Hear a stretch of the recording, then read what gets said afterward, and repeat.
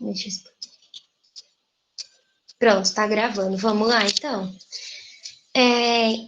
Então, gente, primeiramente, como eu apresentei o projeto, acho que quase todo mundo estava aqui, né? Mas eu vou falar de novo um pouquinho mais. Espera aí, desculpa, gente. Ai, tá chegando pedidos. Então, o projeto, ele se iniciou em 2018, tá? E eu faço parte dele desde o ano passado, de 2019. E aí as meninas, a gente discutindo, a gente resolveu trazer esse tema justamente porque a gente está na quarentena, né? Então a gente começa a se questionar, né? Será que a mulher está produzindo menos na quarentena, menos ciência, né? E aí a gente vai ver essa questão. Como eu falei, para a gente discutir a questão do papel da mulher hoje, né, tanto na produção científica como no âmbito familiar, a gente precisa analisar a questão do papel da mulher na sociedade ao longo da história, ok? E aí, então eu vou trazer um pouco para a gente como que foi o papel da mulher ao longo da história para a gente ter uma visão para hoje, ok? Então, primeiramente, a gente tem a Idade Antiga. Então, como que era o papel da mulher na Idade Antiga? A gente primeiro tem a civilização egípcia, e aqui, quando eu falo, eu vou retratar mais a questão do olhar ocidental, tá? A cultura oriental, ela tem uma outra visão do papel da mulher, uma outra cultura, então é um pouco diferente. Então, eu vou focar a nossa visão mais a questão ocidental, tá bom? Então, a civilização egípcia, a mulher ela tinha direito à educação, e aqui a mulher, no quesito, quando a gente fala as nobres, tá? Porque as camponesas em geral e escravas da época não se tem nem registros. Então, elas tinham direito à educação, como ler, escrever.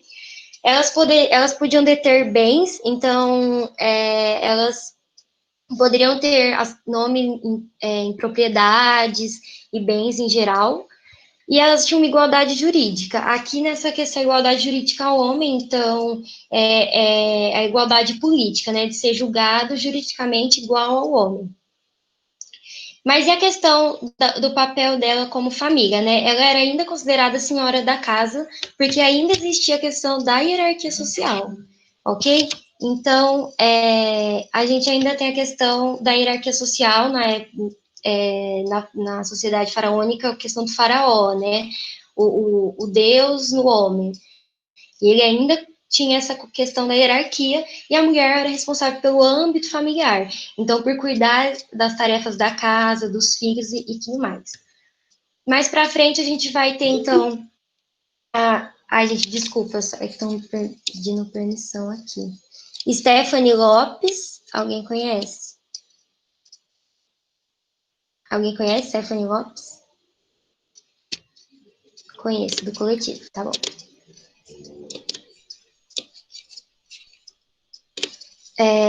Voltando, né? A gente tem a Grécia Antiga, então, e como que era a questão do papel da mulher na Grécia Antiga? Elas não participavam da vida política, e a gente pode dizer que na Grécia foi onde surgiu a questão do pensamento crítico, do pensamento político, né, filosófico, mas elas não participavam dessas discussões, em geral, assim, né, na Grécia Antiga, nas cidades em geral, que eu digo. O casamento era considerado como ter a dignidade, então você alcançava a dignidade a partir do matrimônio, então do casamento. E aí tinha a questão também eram restritas, então, as funções domésticas novamente. Então, da civilização egípcia para a civilização, para a Grécia Antiga, a gente tem ainda a mulher vinculada à função doméstica. Então, cuidar do âmbito familiar, dos filhos, da casa, tá? E aí, mais para frente, a gente entra com a Idade Média. E aí, na Idade Média, surge a nova concepção do papel da mulher, no qual, aí eu cito aqui, a Madalena Nascimento, ela vai falar, uma historiadora, né? Ela fala que a nova concepção, ela veio de que os gêneros feminino e masculino, eles são entendidos como construções culturais. e são vinculados por relações hierárquicas de poder, que no caso eram desfavoráveis ao gênero feminino.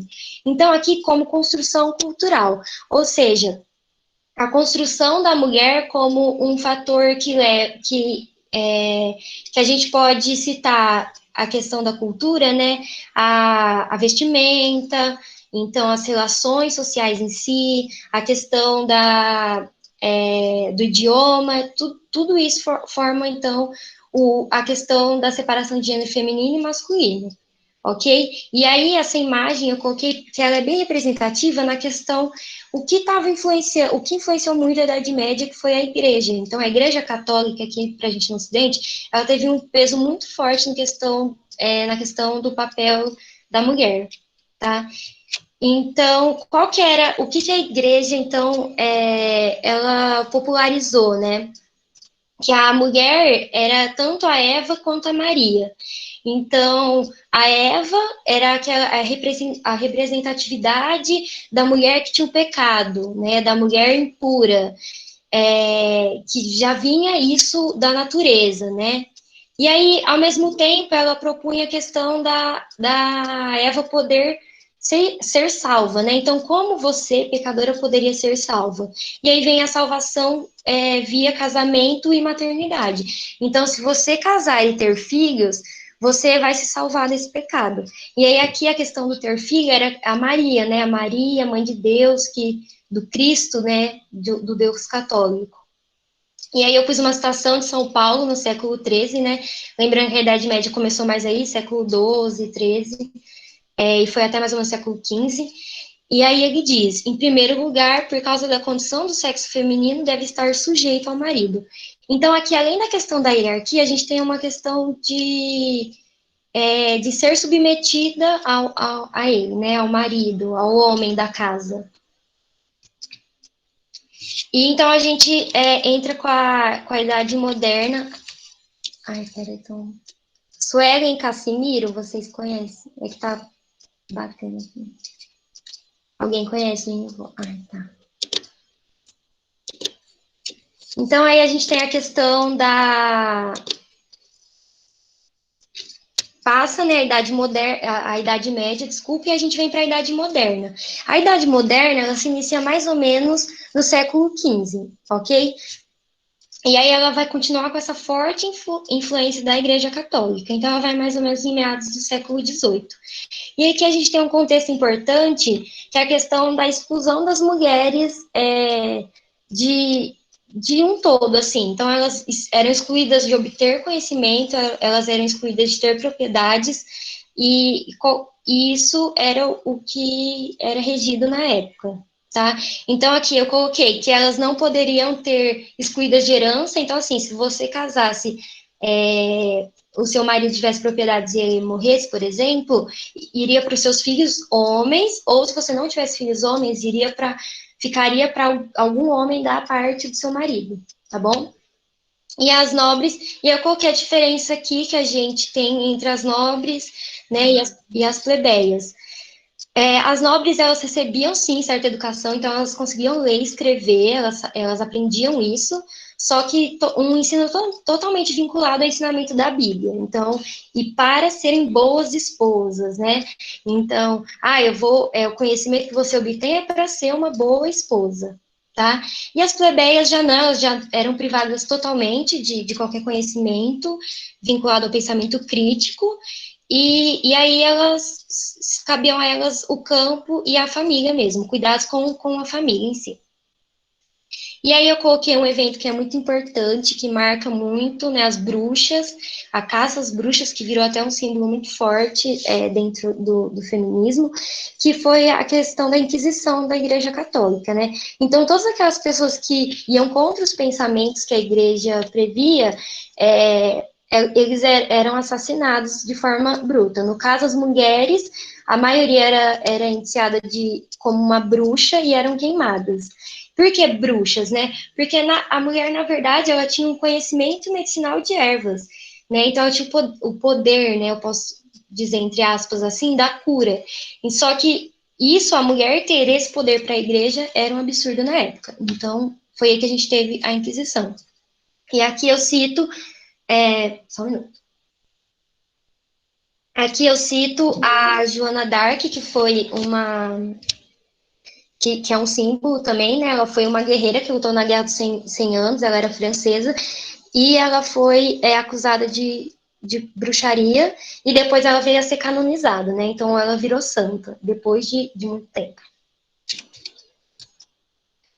Bom, e com isso, né, após a questão da Idade Moderna, final do século XVIII ali, a gente tem a questão do papel histórico-cultural da mulher. Então, a mulher, por todos esses tempos, ela foi basicamente calada e não teve nenhum acesso, censurada, né, em questões de obter conhecimento. E aí aqui eu cito o Vygotsky, que é um psicólogo famoso que ele vai citar em 91, né, em uma das suas análises. O desenvolvimento humano é uma construção histórica e social, derivado de processos interacionais. E a consciência é constituída com base nas experiências vividas. Ou seja, aqui ele trata como uma questão que vai além da questão biológica. Então, é além da questão da mulher ter a capacidade de ter o filho, né? Vai além disso. Você constrói o papel da história a partir das suas experiências vividas, tá? Das experiências vividas dentro da sociedade. E é o que a gente tem hoje. Então, para a gente entender a mudança do papel da mulher, a gente precisa entender a questão histórica a nossa questão histórica, tá bom? Mas e aí, quando é que esse papel começou a mudar, né? Então, quando a mulher começou a ter um outro papel dentro da sociedade. Primeiro, foi após a Revolução Francesa, e aí a gente tem a entrada da Idade Contemporânea. Aqui, gente, eu vou passar um pouco mais rápido a questão da história, para a gente não se prolongar muito. Até porque a gente perdeu muito tempo, né, pelas coisas que aconteceram, mas depois, se alguém quiser, em particular, eu posso falar melhor sobre a história em si, assim, destrinchar mais. Bom, então vamos lá. A idade contemporânea, ela se inicia no século XIX ao século XX, mais ou menos, e aí a gente tem alguns marcos que eu elenquei como os principais. O primeiro é a Revolução Industrial. Então, a Revolução Industrial, ela instaurou uma nova prática e novas relações. Então, foi a hora que a mulher saiu da casa dela, do âmbito familiar que ela era tanto acostumada a estar, né? Então, ela saiu desse lugar e foi para um outro local onde ela encontrou mais mulheres. Então, ela começou a ter uma relação e uma visão diferente do que ela tinha antes. Tá? E aí, então, a mão de obra feminina ela vai ocupar principalmente, né, o setor têxtil, pela questão de familiaridade com tecelagem, né, que a maior parte das mulheres da época, quando desenvolviam as artesãs, era a tecelagem. E aí a gente tem uma questão importante que vai guiar o próximo século, assim, que é a questão da remuneração inferior. Então, a mulher ela recebia muito menos que os homens, já que ela não poderia ser considerada como provedora do lar. Isso era um absurdo ainda no século XIX, tá? E aí a gente, então, tem outros dois fatores que eu acho muito importante a gente citar, que é a eclosão das grandes guerras, né, a Primeira e a Segunda Guerra Mundial, principalmente após a Segunda, em que a gente teve o cenário de que os homens, eles saíram, eles precisaram sair do ambiente familiar, e eles, muitas vezes, e quando eles saíram, eles voltaram ou inválidos, ou simplesmente, né, não voltaram. E aí, os negócios que os homens tinham, né, os comércios e tudo mais, ficaram na mão das suas mulheres, que elas ainda precisavam manter a família, né, os seus filhos. Então, isso deu uma nova questão para a mulher, né? Ela se sentiu pela primeira vez detentora do poder de manter a casa mesmo, né? De ser, não precisar do outro para realizar as suas ações. E aí ela, então, vai ser a provedora do lar. E aí uma outra coisa que eu achei muito legal e a gente tem que ter consciência aqui é a questão da inserção em áreas que exigem maior especialização, que é medicina, enfermagem e magistério, que nessa época as mulheres, elas como a guerra precisou de muito mais dessa mão de obra, né, então elas engataram nesse meio, e isso levou, então, gerar um pensamento crítico muito maior dentro dessas áreas, né, dessas grandes áreas. Após, então, a Segunda Guerra, vem logo depois, assim, a questão das organizações sindicais e o movimento feminista. Que, assim, e aí sim, a mulher aqui, ela nota que o papel dela vai muito além da questão de cuidar do lar, né, de estar ligada só à família. Então, a gente tem as organizações sindicais, né, que queriam direitos à classe trabalhadora. Muito importante a gente lembrar que, nessa questão, a classe trabalhadora que vai guiar a questão do movimento feminista, que era a classe média e a classe baixa, que eram as mulheres que realmente precisavam sair de casa para prover para os seus filhos, tá? E aí surge o movimento feministas, isso na Europa e nos Estados Unidos como um todo, não foi um, foram vários, e eles foram se aglomerando, como, né, formando um conjunto, e reivindicando igualdade de direito e deveres, né? Que aí a gente teve o voto, demorou um tempo, mas a igualdade salarial, né? E tudo isso, assim. Então, o movimento feminista, ele deu um guia, foi um guia para o papel da mulher.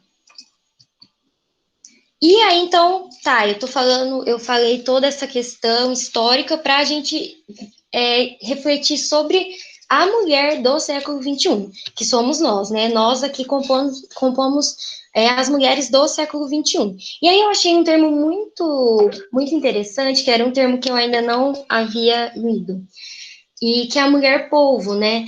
Então, o que é a mulher polvo? É justamente essa foto, é a mulher que ela dá conta de tudo. Então, ela dá conta dos filhos, as que têm filho, né? Ela dá conta do trabalho, ela dá conta dela mesma. Então, ela dá conta da casa, da organização da casa, né? Só que aí a gente tem que se questionar, né? Será que é esse o papel mesmo que a gente tem que exercer? A gente tem que estar fadada a dar conta de tudo, né? Então, é algo que a gente tem que refletir sobre isso. E aí eu cito aqui a Célia Regina Pinto, que ela é uma historiadora, e ela vai falar, né? Dificuldades da entrada das mulheres no mundo da política deve-se à posição que a mulher ainda ocupa na organização da vida familiar. Então, a mulher ainda tem um papel muito importante na vida familiar, tá? E a questão do mundo da política, não é nem só representação no mundo da política em si, representação política, mas a questão de estar inserido como um ser político mesmo, né? Discutir de igual para igual ali. E aí ela vai expor esse pensamento. E com isso, então, eu vou trazer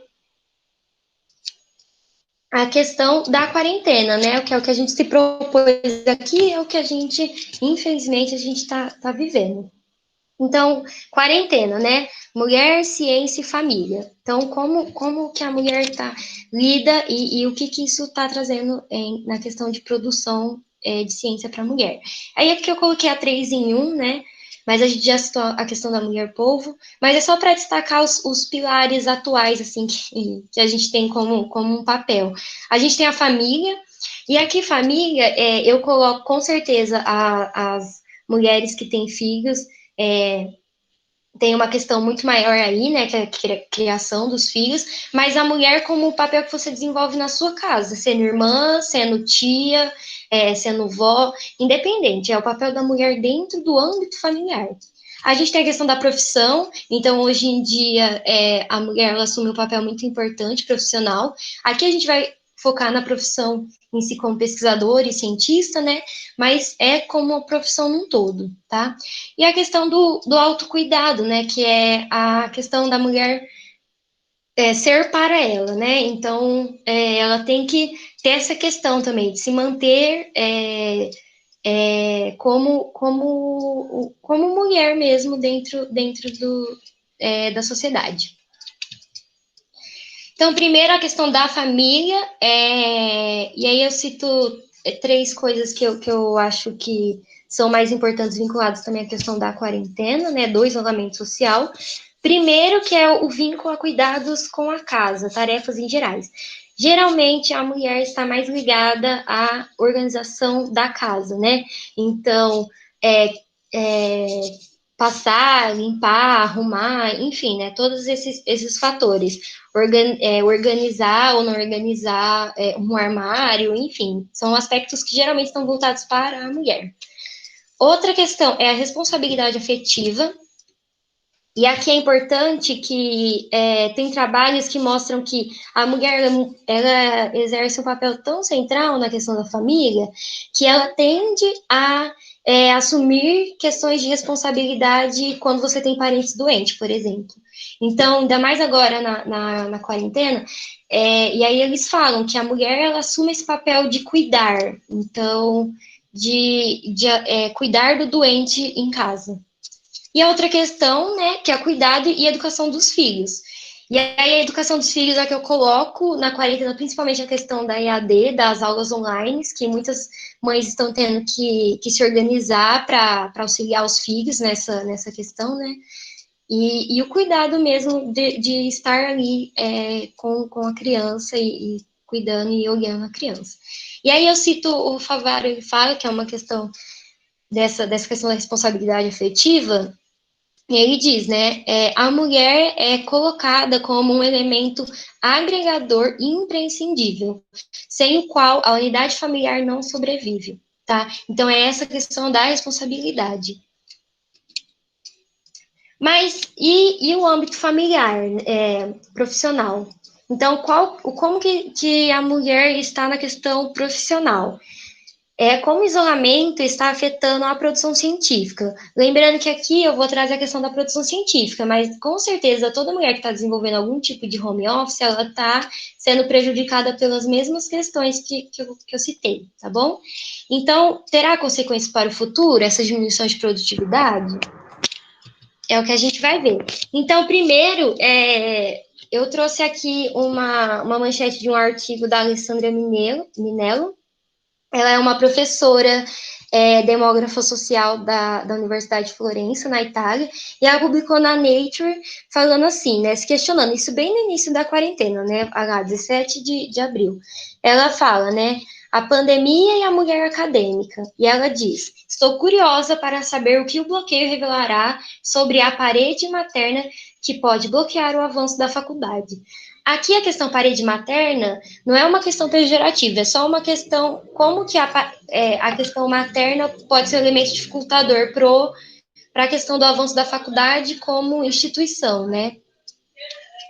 E é o que a gente vai ver. Então, aí agora eu vou trazer alguns relatos e alguns artigos que vão nos mostrar o que está acontecendo, né?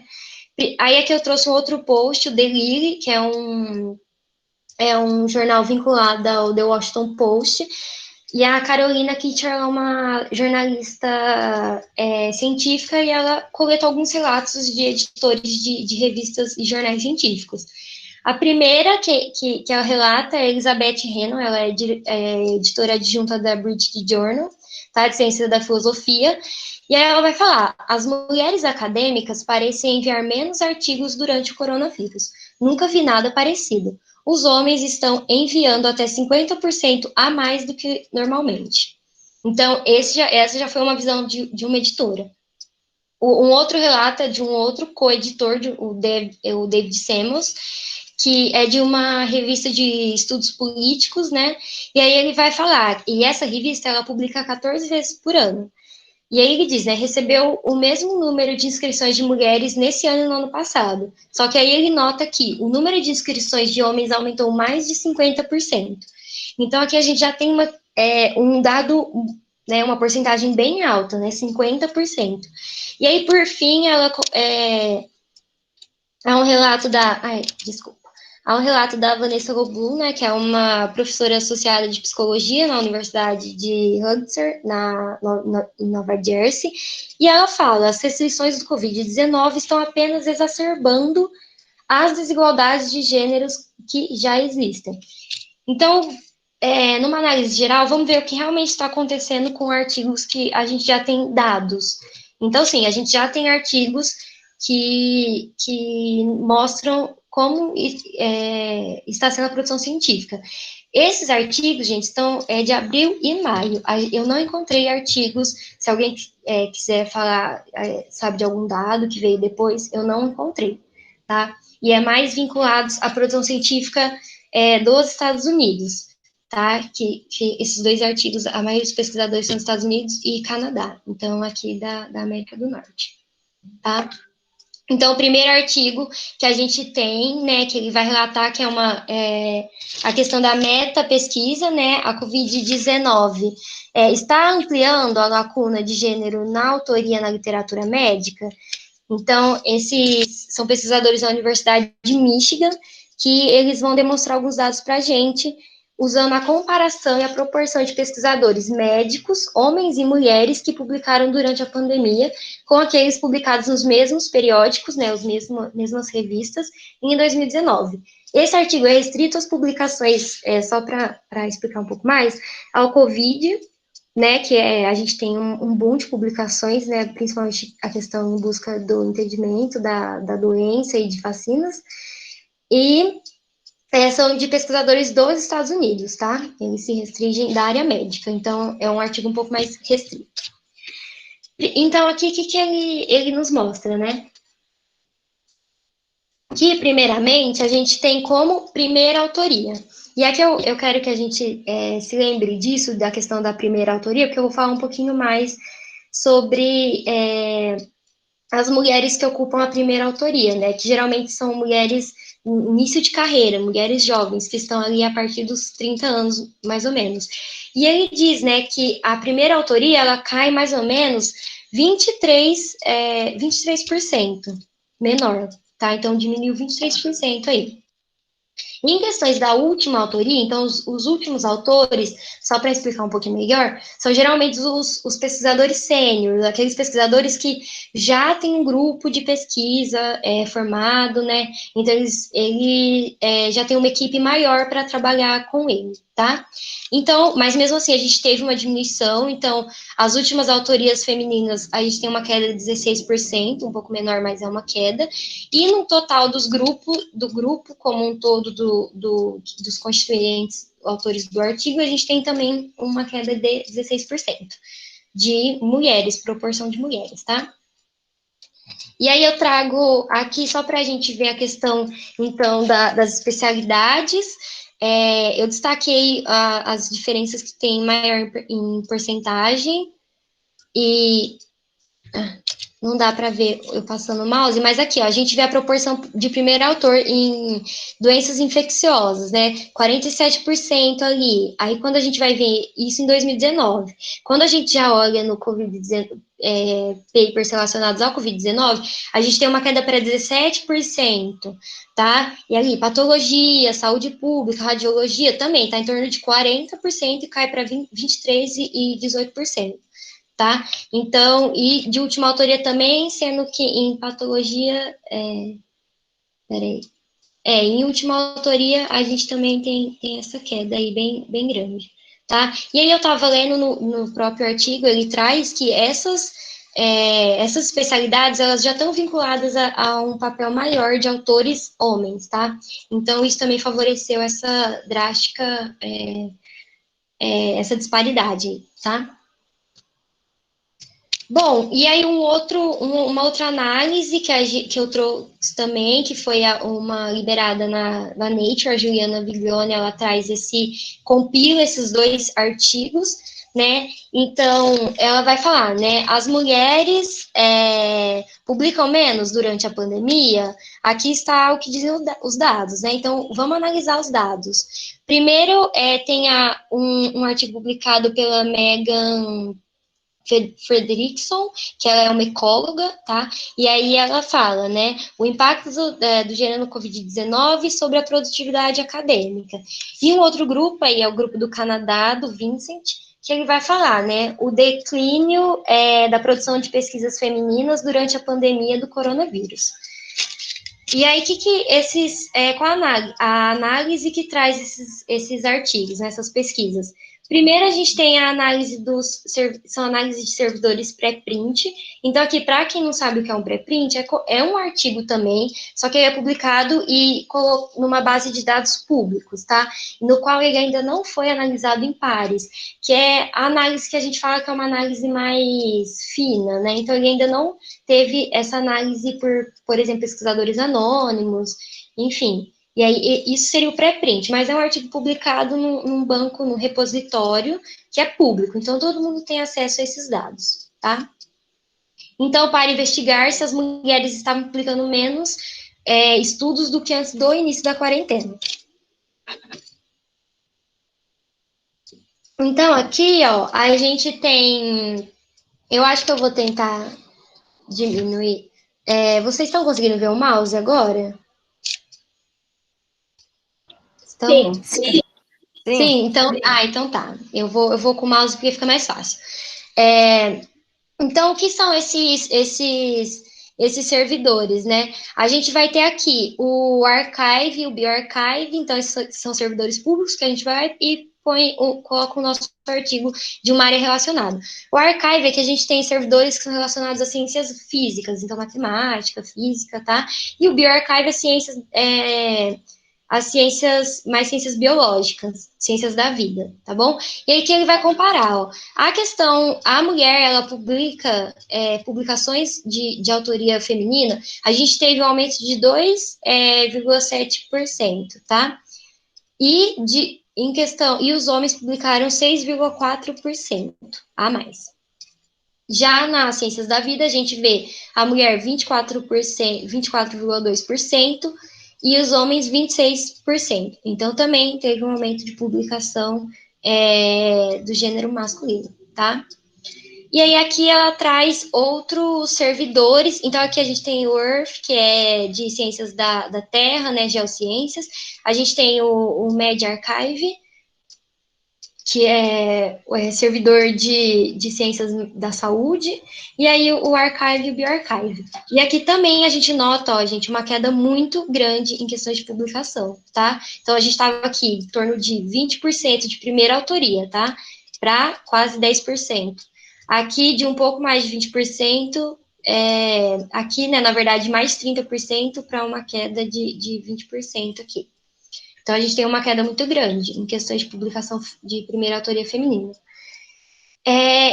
Mas então a questão das primeiras autorias, né? Aí foi que a gente notou lá, e eu só trouxe mais dois servidores aqui com aspecto que não é só nesses servidores de ciências da vida, ciências médicas, mas também servidores relacionados a ciências sociais, então a mulher publicou menos também, como primeira autoria, e esse NBER aqui, que é um servidor relacionado a políticas financeiras, de negócios, tá? Então, artigos relacionados a esse aspecto.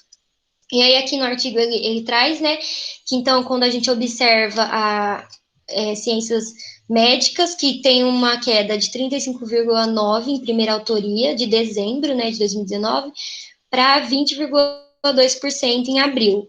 E autorias intermediárias de 26, de 32 para 26, mais ou menos, e últimas autorias de 26 para 19. Então, aqui a gente só vê a queda da publicação, de publicações femininas, né, de artigos de autorias de mulheres. E aqui eu trouxe e o gráfico ele traz isso aqui, esse já é mais relacionado ao Covid-19, em que a gente pode perceber, ó, com as publicações em azul, aqui, o gráfico em azul, a gente vê que são publicações relacionadas ao corona, né, ao Covid. E a gente vê ela em um tanto de áreas da saúde, como áreas da vida, áreas da geociência, ok? Então, tem essa queda de publicações em relação a outros, ou seja, outros temas.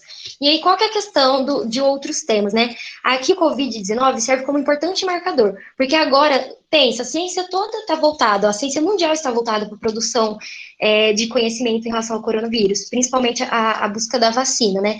Então, era hora de você estar escrevendo sobre isso, né? Então, e a gente percebe que as mulheres não estão contribuindo tanto quanto os homens para a busca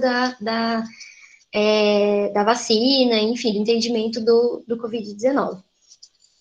E aí a gente, principalmente as mulheres de primeira carreira, como eu falei, as mulheres que estão mais jovens, primeiro também tem a questão de quem é mãe, tem filhos pequenos ainda, né, estão no início da carreira, e a questão também que as mulheres mais velhas, geralmente elas já dominam um grupo de pesquisa, então já tem quem auxilia mais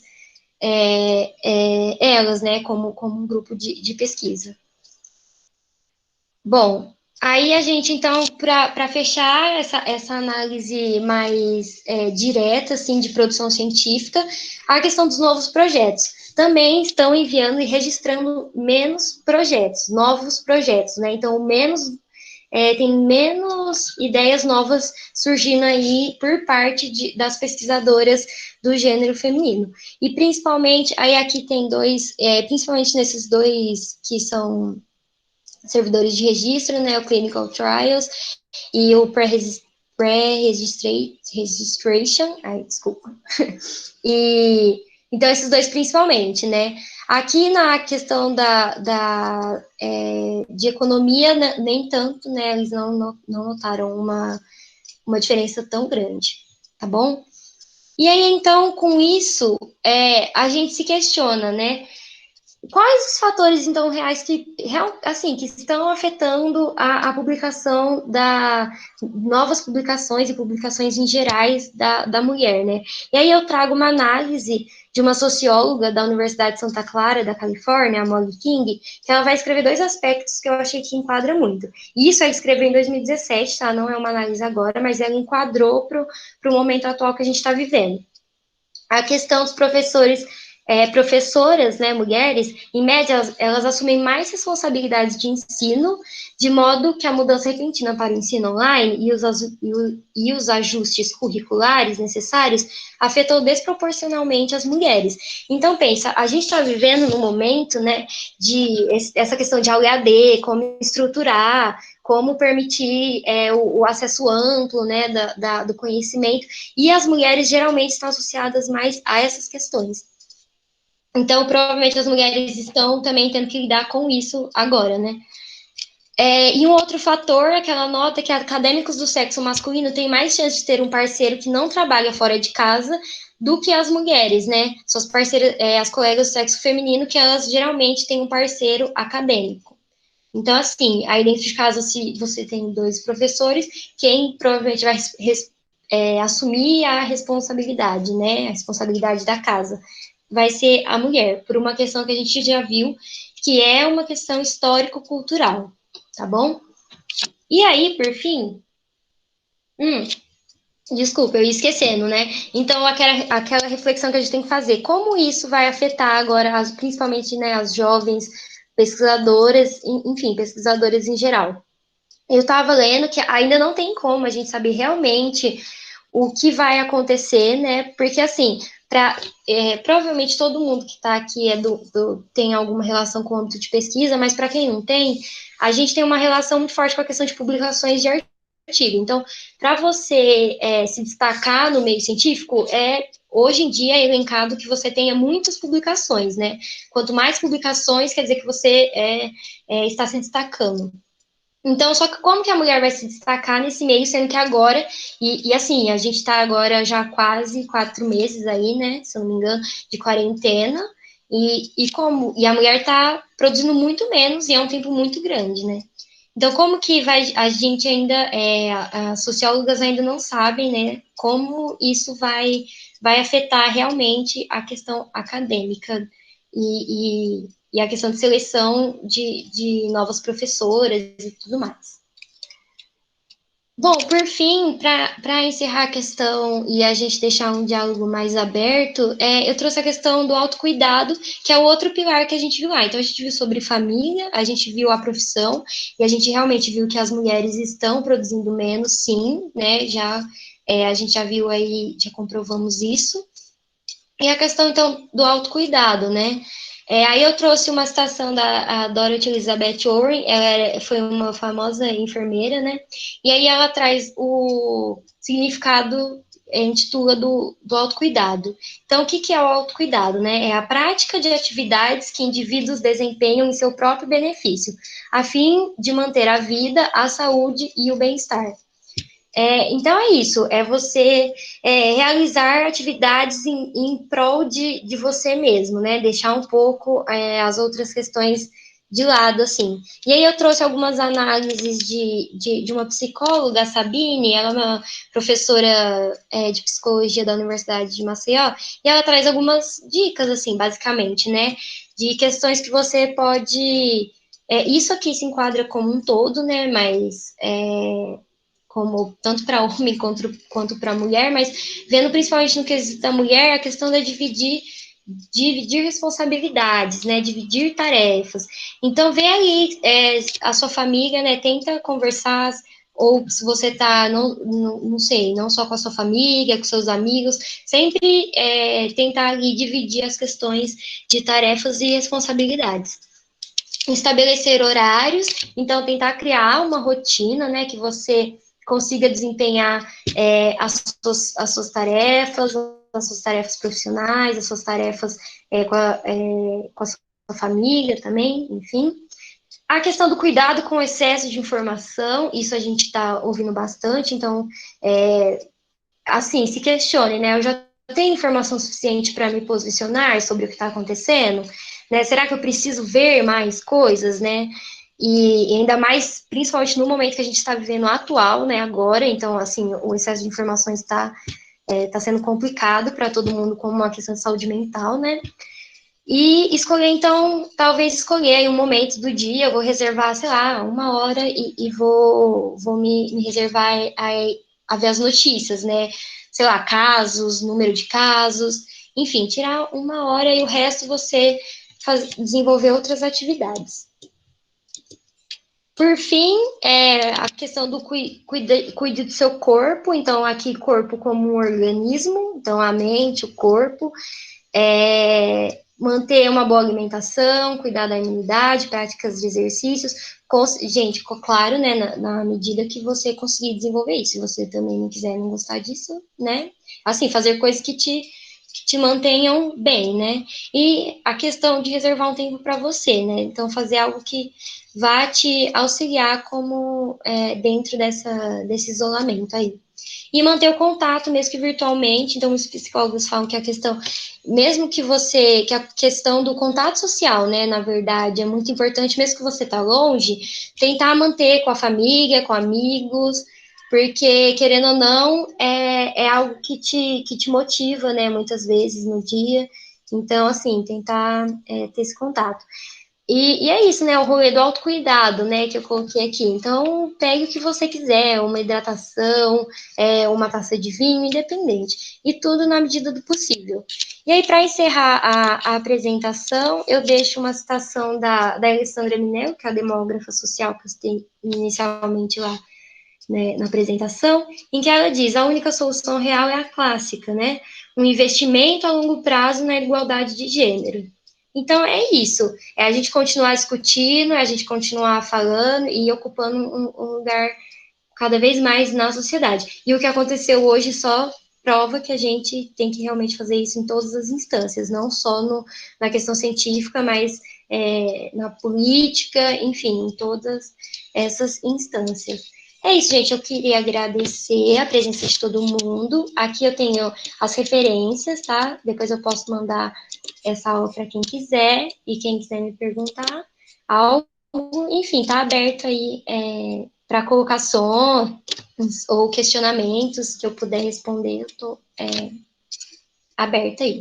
Obrigada.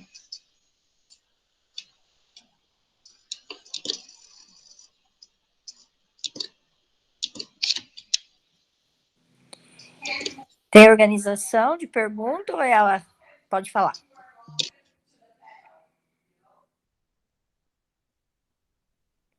Acho que pode falar, Zezé. Você já... Bom, primeiro, parabéns. Eu acho que apesar do que aconteceu, não te desequilibrou em nada. Eu acho que a apresentação foi muito clara, atingiu o objetivo e primeira coisa é te dar os parabéns.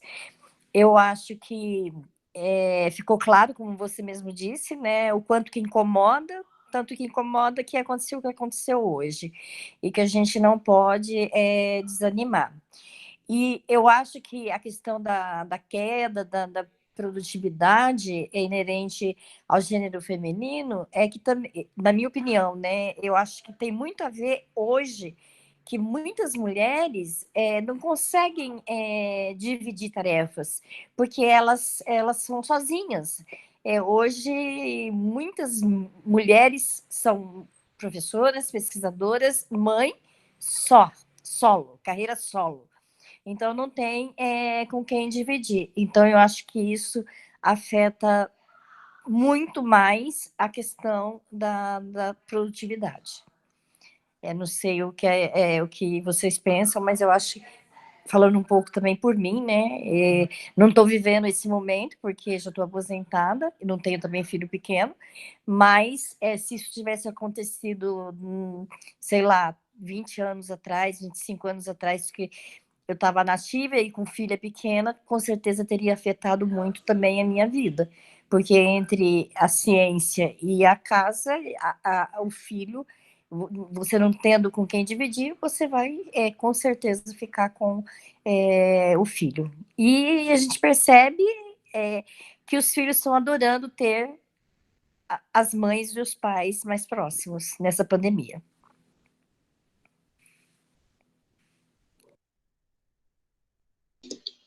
Eu acho que ótima colocação, Zezé. Eu acho que, e você também, como disse, já passou por isso, né? A questão, eu não sei, eu não tenho filho, eu não sei o que é isso, mas realmente a questão da mulher, muitas mulheres são geralmente separadas, né? Então tem essa questão que você falou que eu acho que é um ponto muito importante que eu não havia citado e é algo para a gente se pensar que realmente tem essa questão, né? A mulher assume um papel único dentro do âmbito familiar e profissional. Perfeito. Acho que isso é muito relevante nessa questão da queda da produtividade. Oi, gente, tudo bem? Para quem não me conhece, eu sou a Natália, eu sou formada em biologia aí pela Unesp de Botucatu e hoje em dia eu faço pedagogia aqui em Araraquara. E eu gostaria só de fazer um comentário que eu acredito que talvez traga uma reflexão para a gente com relação a essa discussão. Eu acredito que o Covid, no sentido geral, ele está agravando todas as desigualdades sociais, né? Inclusive aí no que diz respeito às mulheres, né? E no que diz respeito ao âmbito familiar, porque para as que podem ficar dentro de casa, essa família que ela é imposta socialmente, que ela é patriarcal, ela só vem sendo mais agravada nesse contexto, porque a gente tem que ficar dentro da nossa casa, então, às vezes, os trabalhos, inclusive, são redobrados, como já foi mostrado na apresentação, e isso agravado mais ainda em mulheres pobres, em mulheres negras. E uma questão que eu gostaria de trazer, que eu acho importante, inclusive, talvez para como uma sugestão para vocês debaterem mais no projeto, seria o caso das mulheres trans, né? Aqui, com relação a essa reunião aqui, ao que eu vejo no geral, a gente está em maioria em mulheres cisgênero, né? E a gente acaba esquecendo muitas das vezes que existem as mulheres transgêneros e que dificilmente, inclusive, elas conseguem acessar a universidade, entender a universidade e produzir algo. E aí eu gostaria de relatar um caso que foi de uma amiga minha, uma colega aqui de Araraquara, que ela foi a primeira transexual a chegar no doutorado aqui do Instituto de Química, e a bolsa dela foi cortada, junto com aquelas todas da CAPES que foram cortadas e depois redistribuídas numa ordem de prioridade, né, segundo o conselho. Então, eu trouxe mais essa reflexão para a gente pensar também que como que está sendo para essas mulheres transexuais também durante esse momento de pandemia, né? Mulheres transexuais muitas vezes que são expulsas de casa, que não são aceitas, que sofrem agressões nas ruas. Bom, enfim, gostaria de trazer esse ponto que eu acho muito importante, nós aqui como mulheres, né, também reconhecermos essas nossas colegas, as nossas pares, né? É isso.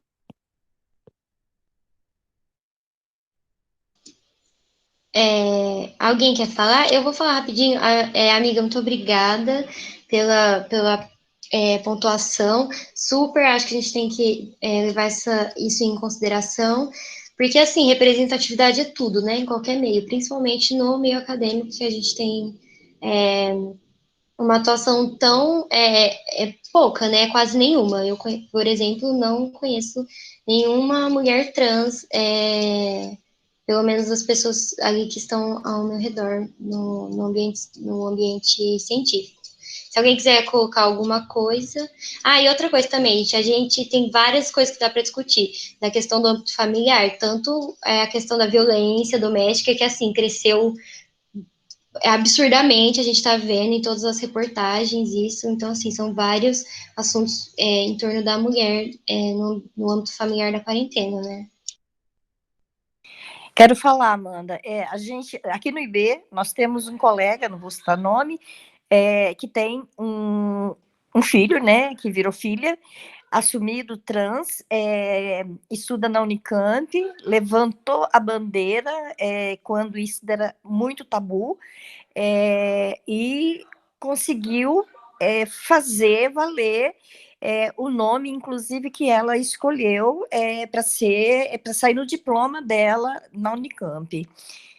Então, eu acho que é muito relevante. Estou aqui acompanhando, inclusive, como eu estou no celular, o comentário do grupo, as meninas já todas atiçadas.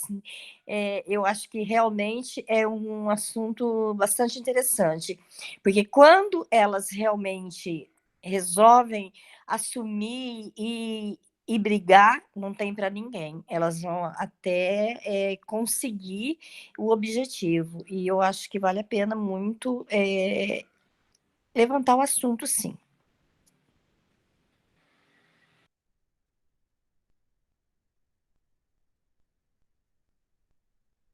Alguém mais?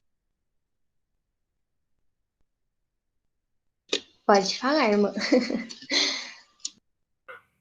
Oi, gente, boa tarde. Para quem não sabe, eu sou a Bárbara, irmã da Amanda, e eu estudo medicina na Argentina. O que eu quero compartilhar com vocês é que, por sermos países assim muito próximos, a nossa cultura é muito diferente. Eu sou membro de um laboratório de dissecação, e esse laboratório ele está envolvido em pesquisas científicas.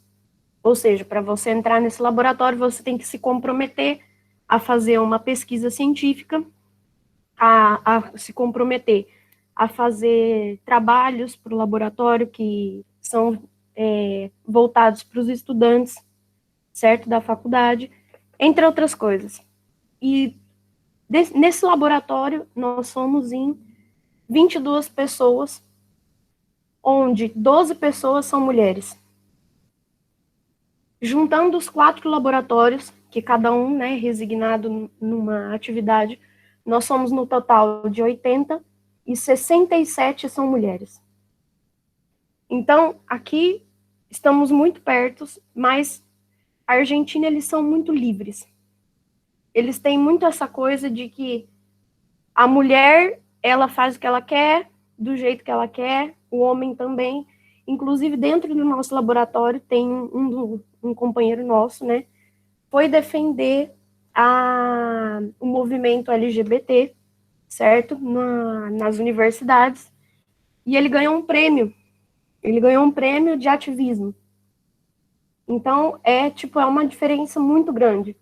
E ele nunca, em nenhum momento, nem pelos doutores do laboratório, nem por ninguém, ele foi tratado de outra forma. Então, eu estou num país onde a cultura é muito diferente. Muitas coisas me impressionam. E ter essa quantidade de mulheres trabalhando na ciência, eu acho que é muito importante. E não é só nos laboratórios que eu trabalho. Na questão das ajudantias, que eles falam que são, monitorias. A maior quantidade é de mulher. Se você entra no laboratório de dissecação, a maior quantidade é de mulher. Então, é muito diferente. Eu acho isso muito legal. Irmã, obrigada pela fala.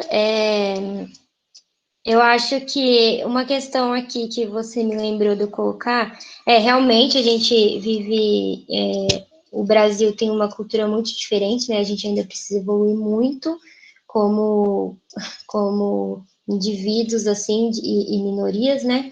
E a questão, eu acho também, é que muitas mulheres, elas estão inseridas, e isso é algo que a gente tem que, só vou colocar para a gente pensar, em áreas de cuidadoria, né, em áreas de medicina, áreas biológicas, né, por exemplo, biologia, enfermagem, mas a gente tem uma falha muito grande na questão das áreas de STEAM, né, de tecnologia, ciência, matemática. Então, infelizmente, esse campo ainda aí precisa se desenvolver como um todo. Mas é isso, se alguém quiser falar. O que eu queria comentar do que a Bárbara falou foi que é muito interessante a gente observar essa diferença mesmo, porque na Argentina a gente tem, olhando para uma perspectiva histórica, né, a gente tem uma das maiores revoluções na educação, e pelo que eu sei, que eu já estudei, assim, eles são muito voltados para a educação, eles valorizam muito a educação no país, e aí a gente tem essa diferença muito significativa do Brasil, que está atrasado em todos os sentidos, né? Acho que provavelmente muito desse maior espaço que a gente tem para falar sobre questões vai do maior engajamento social que o país tem, porque lá o povo é muito mais engajado para sair nas ruas, e da maior valorização da educação, né, que é a causa e a consequência desse maior engajamento.